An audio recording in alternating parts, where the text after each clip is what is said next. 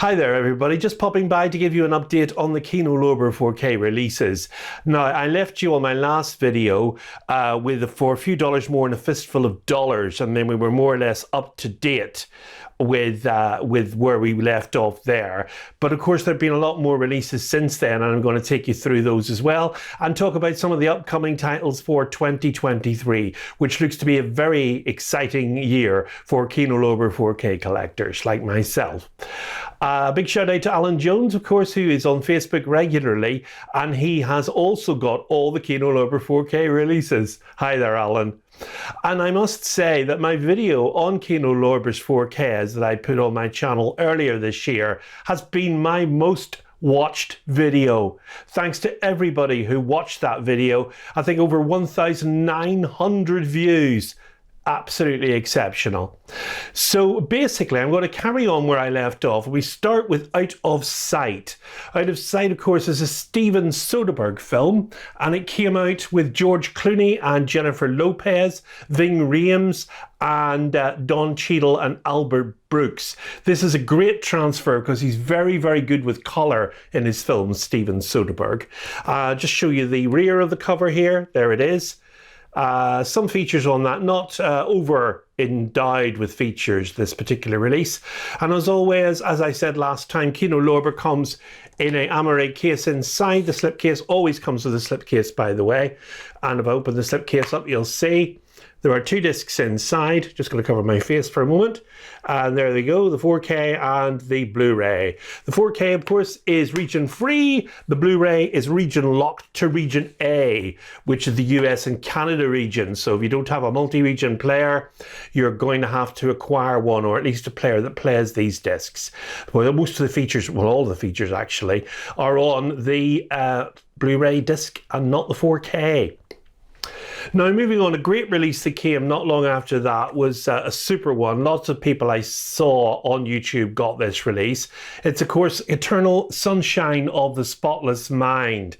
And, of course, it was directed by Michael Gondry, and it starred Jim Carrey and Kate Winslet. It had a screenplay by Charlie Kaufman, and of course superb performances in the film by Jim Carrey and Kate Winslet. If you recognise Charlie Kaufman, you will know he wrote the screenplay and directed Adaptation, which is another great movie as well, which of course also hit 4K this year, but on a different label, of course. Now, coming up now, we have the first of 3 Kubrick releases. Oh, let me show you the back of Eternal Sunshine of the Spotless Mind. Nearly forgot there. And 3 Kubrick releases more or less in a row here. We have The Killing. It's only 84 minutes in length. It was written by Kubrick and Jim Thompson and based on Lionel White's novel called Clean Break. And following that, I'll just show you the rear of the cover on that one as well. We have Killer's Kiss, which of course is even shorter. It's a much, much shorter movie. It runs only for about, I think 67 minutes, I believe. And of course, it was also an additional feature on the Criterion release of The Killing. That came as an extra film on that disc. And there's the rear of that slipcover. Again, hardly any features on that one, but then given the time that was made, there's probably very, very little supplemental material available on this film, because it was a low budget production, obviously, for Kubrick in his early career, and there just wouldn't have been the sort of electronic press kit stuff back then that we do nowadays so well with new films. But it's a great movie nonetheless, Killer's Kiss. And then we have the big one from Kubrick, mainly the forerunner that got on the job for Spartacus, to be honest, with Universal, and that, of course, was the amazing Paths of Glory. Another Criterion release exists of this, but of course Kino Lorber stole the 4K license from Criterion. I'm sure they weren't happy about that. One of the best anti-war movies made, with the starring role, of course, by Kirk Douglas. World War I only seen from the German perspective, and absolutely superb as well into the bargain. And there's the rear of the slipcover for that one, and that is Paths of Glory. That actually got the job for Kubrick to direct Spartacus. And of course, that was a major motion picture release and proved him as a major motion picture director. Of course, who knew at the time that he was going to take the course that he did with the wonderful Dr. Strangelove and the pinnacle of his career for me, 2001, A Space Odyssey. So that is Kirk Douglas in Paths of Glory, a fantastic Kino Lorber transfer, this one, on 4K. Then we have In Bruges, directed by Martin McDonagh. Nice to see this come out on 4K. Super comic teaming here in this wonderful black comedy from the brilliant Gleeson and, of course, Farrell. And it's beautifully directed, beautifully shot as well in the city of Bruges. There are 4 featurettes on this one, and an EP key, that's electronic press kit, cast and crew interviews and B-roll, a theatrical trailer, and deleted extended scenes and gag reel. And that was great fun. It runs 107 minutes. There's the rear of that 4K release. Nice cover art on that one as well. And such a wonderful laugh. Of course, the two of them are teamed together again in another Martin McDonagh film just come out, of course, called The Banshees of Inisherin. And that's now on Disney+. So if you want to check them out once again, a little bit later on maybe in age than they were when they did In Bruges, still fantastic teaming of these two. Glad to see them together again in Banshees of Inisherin. And that's another fantastic film, certainly tipped for Oscar nod next year. Now, the next one I was slightly disappointed with, not necessarily the transfer, but the movie itself. Now, Adrian Lyne has sort of proved his worth with films like Flashdance and, of course, Fatal Attraction in the 80s. And this one he made called Indecent Proposal. It's from 1993. Now, you'd think teaming up Robert Redford, Woody Harrelson and Demi Moore was a box office smash, but it didn't really quite hit home. And it didn't hit home for me either. There's only an audio commentary on this by Adrian Lyne. I did listen to it. Didn't add an awful lot for me, to be honest. I think the story's quite vanilla, basically. And I think that's what disappointed me with it. I expected more from the story. It's shot fairly well. And of course, Robert Redford plays, well, Robert Redford, really. There's no big surprise in his performance in this. Demi Moore's delightful. Woody Harrelson, well, he's Woody Harrelson in most things he's in. I found it just disappointing overall as an engaging movie. 4K transfer is fairly decent. It's not massively a big improvement on the original Blu-ray, but this sometimes happens. The source material is the source material. It was shot a certain way by Adrian Lyne, but for me, disappointing on a narrative front there for me. This one's really good though. This is the score, of course, with Robert De Niro, Edward Norton and Marlon Brando. It's from 2001, and it's 124 minutes long. And Angela Bassett's in there as well. Now, this is the only time that Robert De Niro and Marlon Brando actually shared the cinema screen together. It's a 2001 film, as I say, from the director Frank Oz, and it was Marlon Brando's final screen performance. And here we go on the rear of that. A few features again on that one. Not overly endowed, but nice cover art there on that 4K transfer for the score. Then we have Tropic Thunder. Now, this film could not be made nowadays, definitely not. It's directed, of course, by Ben Stiller. Jack Black is in there with Robert Downey Jr. and, of course, Tom Cruise.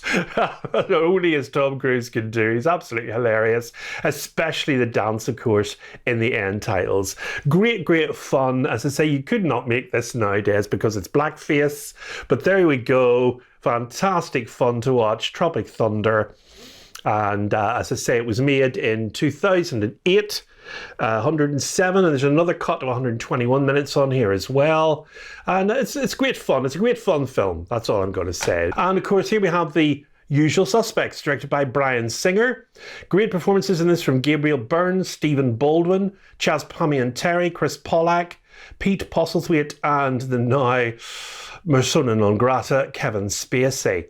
2 words for you here, Kaiser Soze.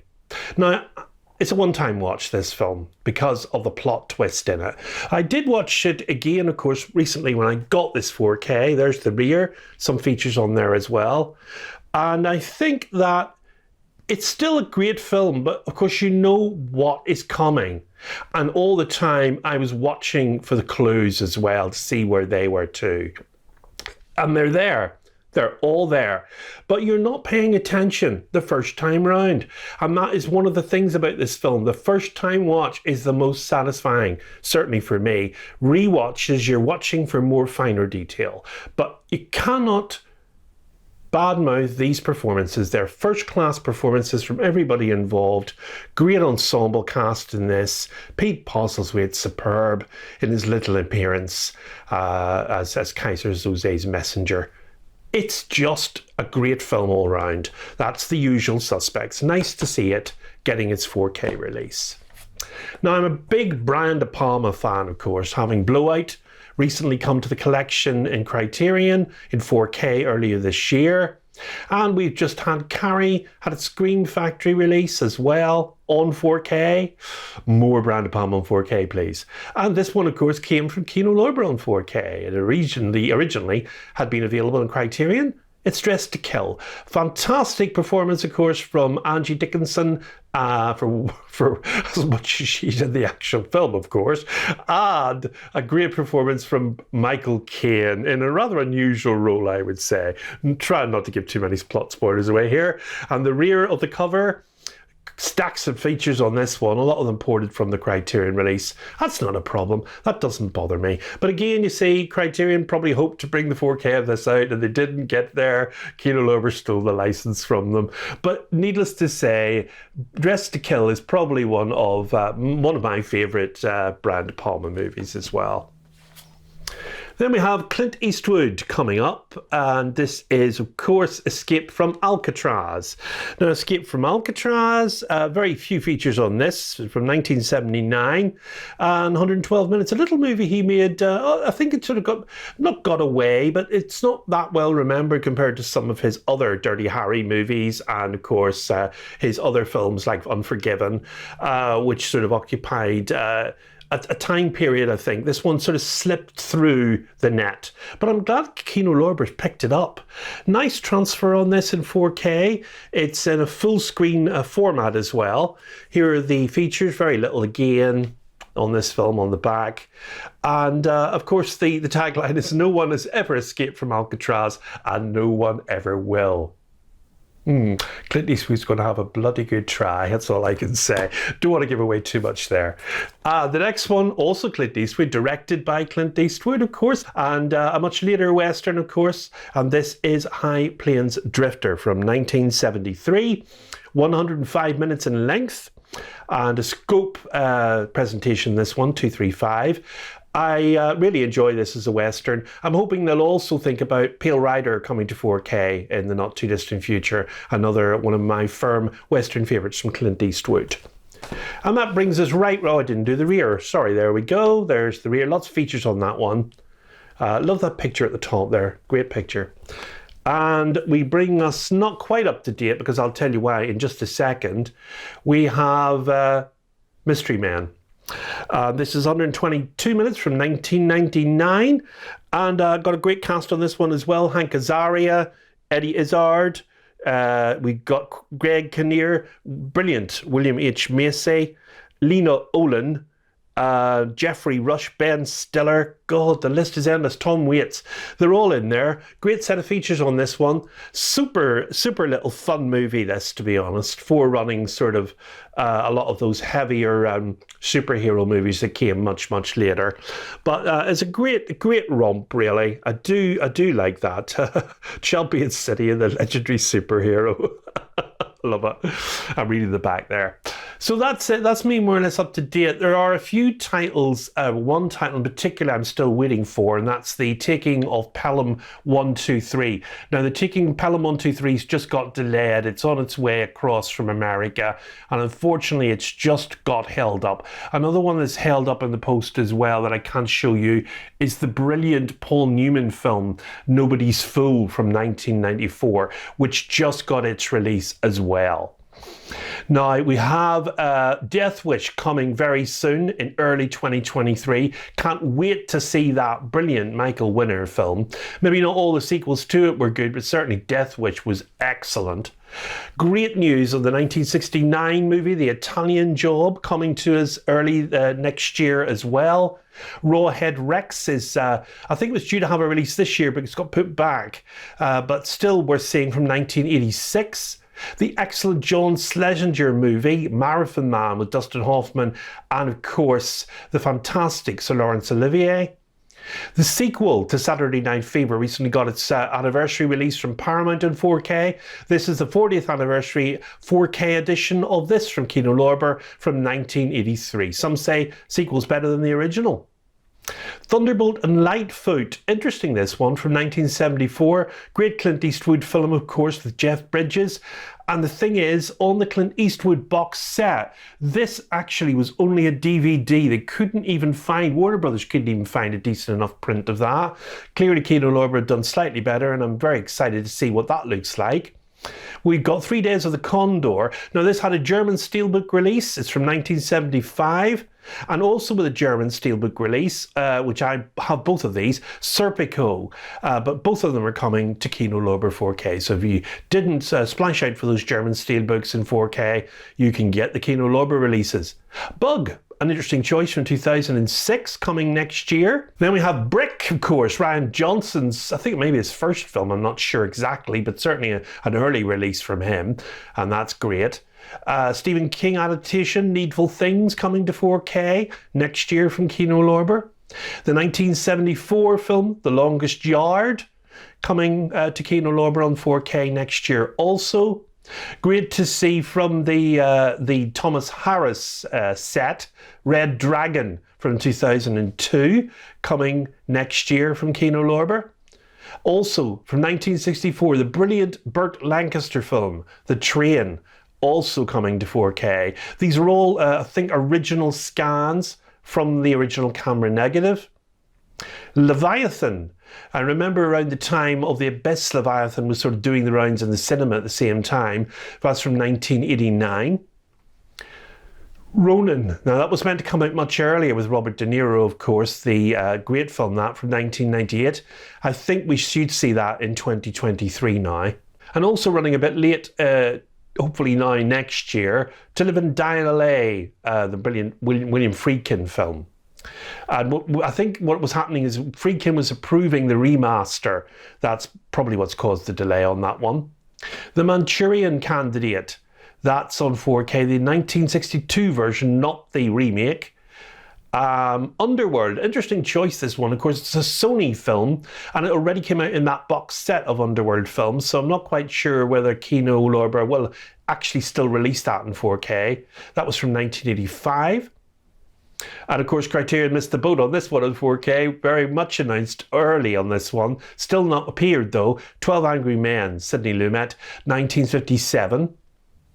And also another Criterion release they've stolen for 4K, and it's a fantastic movie as well. 1955, it's The Night of the Hunter. And John Waters hits 4K through Kino Lorber for the first time with Cry Baby. That was from 1990, one of his later movies. And the one that they have also put back, which I'd like to see with a different Hannibal Lecter, of course, that was played by Brian Cox, and that's Manhunter from 1986. And just announced in, I think it was Christmas time, it was announced, from 1997, John Travolta and Nicolas Cage in the brilliant Face Off. I think we're all looking forward to seeing how that looks on 4K. It's such a great film anyway, such fun to watch. So as you can see, an amazingly exciting year from Kino Lorber in 2023. I'll continue buying these 4Ks because all the films are excellent anyway, and the treatment and the features, just the presentation is just top notch. A lot of companies are now trying to rival Kino Lorber, coming up fast, I would say, like a greyhound out of the slips is Vinegar Syndrome, with their recent Roadhouse release, Texas Chainsaw Massacre 2. They are really giving Kino Lorber a run for their money there. Arrow are slightly trailing behind, but they've had some good 4K releases this year, and they'll be promising some nice stuff next year. They got a Videodrome, RoboCop, American Werewolf in London. They've done, of course, more recently, Robin Hood, Prince of Thieves. So I think they're not doing too badly, but they're certainly trailing behind, I would say, in the 4K stakes. And then goodness knows what Warner Brothers are going to do in their 100th anniversary year in 2023. I could make a whole video about Warner Brothers movies, but the big one everyone's excited about, of course, is the announcement that we're getting The Exorcist in 4K next year. It'll be probably in various formats and various box sets and various iterations, costing an arm and a leg. But we're collectors, we don't care. We've got money to burn. And it's The Exorcist. I mean, who doesn't want to see the head turn in 4K? On that rather comic note, I'm going to end this Kino Lorber. I'm going to keep doing these Kino Lorber updates because clearly in another 3 or 4 months' time, I'm going to have another pile. Anyway, do have a happy 2023, and hopefully it won't be as miserable a year as 2022 was. And certainly in the world of politics, but I'm not going to go into in any great detail. It was an utter unmitigated disaster. I think if they make a film about what happened this year in politics, I think it'll be the funniest comedy I've ever seen. And that's the truth of the matter. Anyway, have a happy new year, and thank you so much for supporting my channel as always. We got 1,900 plus views on the last Kino Lorber. Let's go over 2,000, maybe as high as 3,000. You can help me out there. Anyway, Happy New Year to you all. Next up is the Criterion January 2023 releases preview video. Got that one going into the bag any day now, so you'll see that on the 1st of January on this channel. And hopefully I'm trying to do a little bit more content. It's not easy because I do work full-time and it's very difficult preparing these videos. There's a lot of work goes into them. Anyway, on that note, I'm going to bid you adieu and keep watching all these fantastic 4K movies, and may there be many more to come. Bye for now.